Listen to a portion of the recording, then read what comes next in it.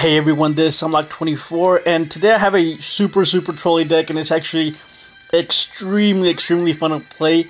And I've been playing it in rank, and I know a lot of people say that it's not a rank deck or anything, I have to agree it's not that highly competitive.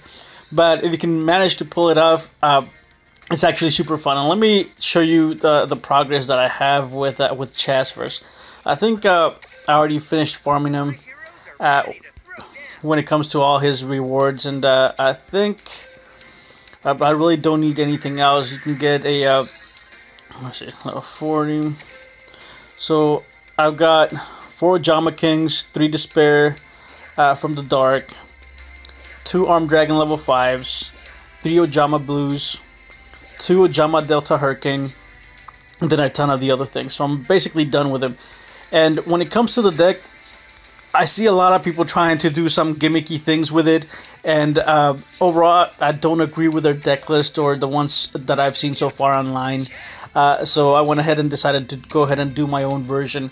And for my version, what I really try to do is I don't run the Delta Hurricanes, and I don't run 2 copies of this guy. Although I think I do need to run 2 copies of it, but I just. As long as I think the main card that I'm going for is for the Ojama Knight instead of the Ojama King. And well, let me go ahead and get into the deck list, and then I'll kind of go ahead and explain it. So basically, I'm running 3 Ojama Blues. And if you don't know what Ojama Blue does, is whenever it's destroyed, you can go ahead and get 2 Ojamas from your deck to your hand, and it could be a copy of herself or a copy of any other Ojama. With 3 Ojama Blacks, 3 Yellows, 3 greens, 1 fusion sage, 1 enchanting fitting room, 3 polymerization, 1 Ojama country, and 2 floodgate trap walls with Land of the Ojamas as a skill with Chazz. So like I said, basically you want to go ahead and set this set blue, let your opponent destroy it, get another 2 copies, and then follow it up with a polymerization to go into Ojama Knight. At that point, you'll go ahead and block 2 of their field zones, and then if for some reason they don't set or anything, you can go ahead and follow it with a floodgate trap hole, and that alone completely blocks your opponent. Or if you go first, you can go ahead and go into the Knight, set the floodgate trap hole, and then that same thing happens where you go ahead and block his 3 field zones, and I don't know why I got out of that. But I think it's just I'm hyped for this deck. But anyways, let's go ahead and get into the replays, because I think the way I've seen a lot of people play it is they're trying to go into the King. And I think the King is, I mean, it's really good once you get him out. But if you can go ahead and get the Knight instead, the Knight is almost just as good. And his attack is 25 attack whenever he comes out. And the field spell is out. So he's an absolute monster now. And one of the a huge drawback that the deck has is that it relies a lot on Ojama Country. If Ojama Country for some reason gets destroyed, you're done. There's nothing you can do. There's no way for you to win. All of your monsters have 0 attack, so you're basically done. You might as well just surrender if that gets destroyed. That's why I'm running an extra copy of it, which ideally I think I need to be running 2, but I just don't have the space for it. But let's go ahead and get into the replays. And again, the replays are in Platinum rank 1, I think. But if you're going to go ahead and give the deck a try, play it in fun. The only reason I played it in rank, and I did D-rank, is because I really don't like the whole casual thing. Everybody just ends up quitting, and I can't really save any replays. Alright, and this guy, I think this guy had really bad connection, or I don't know what was going on with him, but you'll see what happens. But I think so I'm able to go ahead and do the whole Ojama thing, you know, the thing that Ojamas do. He summons Vanguard, attacks my blue, blue activates, so go ahead and get a black and another copy of blue. And you always want to get those extra copies of blue if you already have the trio in your hand. And I can go ahead get Ojama King. And I think this animation is gonna be going up the list. I think this is one of my favorite animations now. I think it's a alright. So I think the animation surpasses the the what is it, the Dark Necrophere animation. Alright, so he does Sphere Karibo, which I guess it's fine. He destroys it, but I still have Ojama Country, which I can just go ahead and get it back. And here it comes again.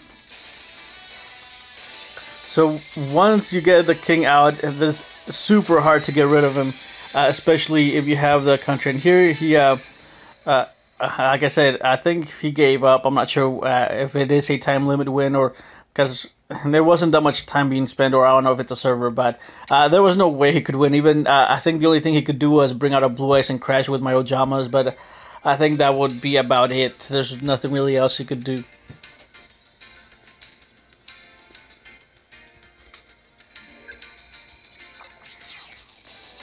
Alright, playing against a Yam American. He's running the whole Arc Fiend thing with a field spell card as well. And Dark Necrophere, of course.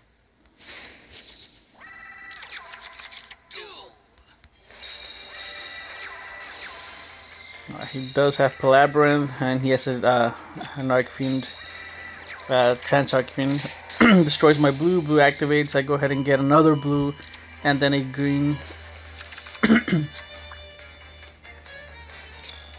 Alright, and here I just have a ton of Ojamas, so I can go ahead and just special summon a ton of them, and his Archfiend is only 1,000, so I can go ahead and crash and get even more Ojamas.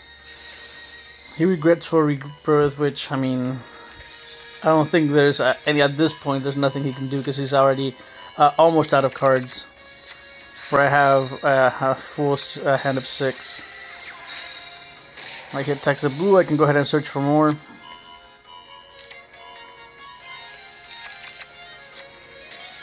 And at this point, my hand's kind of scary. I could just attack with Ojamas and not still win, I think.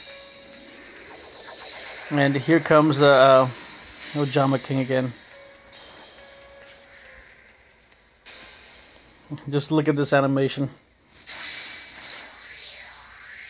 It reminds me of that fighting Pokemon. The way he has his stance whenever he does that slam.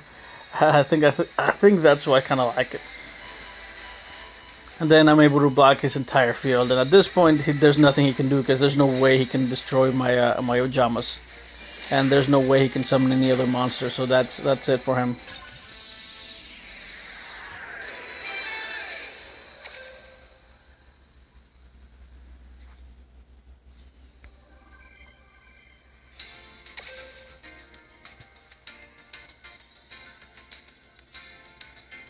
Oh, and I did record one with, I think it's the next replay. It's a mirror match, but I don't think I'm gonna show you because it's like we take the whole game until we basically deck out, and he ends up decking out because he goes. I think he goes second, so he gets to draw an extra card, and at the end he just loses because of the deck out. So I'm not gonna show you. It's not that impressive or anything. It's just summoning Ojamas. And passing turn, but when it comes to the mirror match, whoever goes second is the one that loses because they're the one that end up decking out.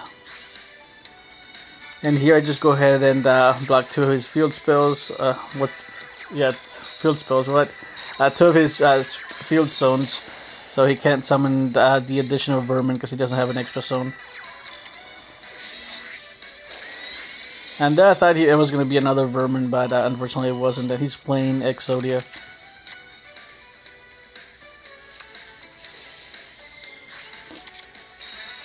He sets and sets. And I can go ahead and summon another Ojama. And then at this point I can go ahead and attack for game.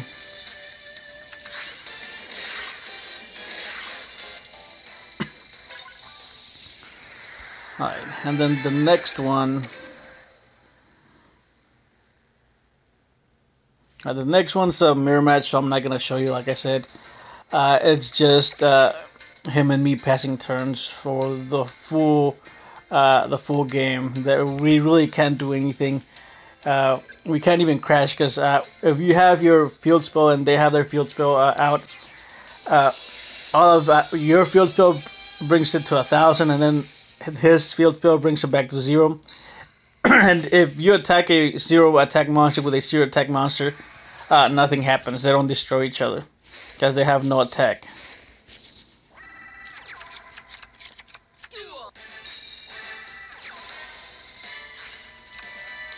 Right, this Taya is running tunes, which, okay.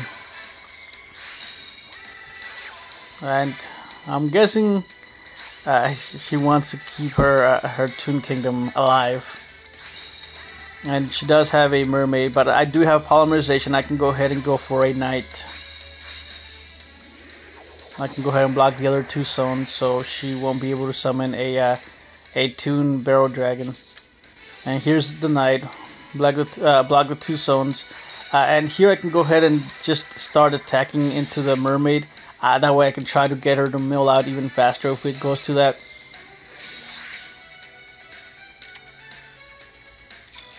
And again, I just keep attacking and attacking so she'll mill out faster. There's nothing she can do, and I do have a floodgate trap hole, which I didn't use because I couldn't. I thought that I can just go ahead and attack over the 1200 and do more damage than what he can do. So I'd end up doing 1300 damage, and he can only do 1200 plus has to pay 500. So overall, I knew I was gonna win if he didn't summon anything else or if he didn't have anything, and then he just ended up surrendering. But overall, the deck is super fun to use, and I've been having a ton of fun using it. Let me go ahead and show you the deck list once again. Alright, there it is. Super simple. It is really trolly whenever you get the king out, and it's the first turn and they can't do anything, and most of the time they're trying to figure something out, but there's really nothing they can do. There's no actual... well, there's one thing they can do is they can tribute to the Doom, but that's basically about it. There's really no other way around that. Just a tribute to the Doom is the way that you can defeat the lock of the Ojama King. But anyways, that's going to be it for today. If you have any questions or comments, leave them down below. If you enjoyed the video, leave a like. And if you really enjoyed it, I truly appreciate if you subscribe. And I guess I'll see you next time.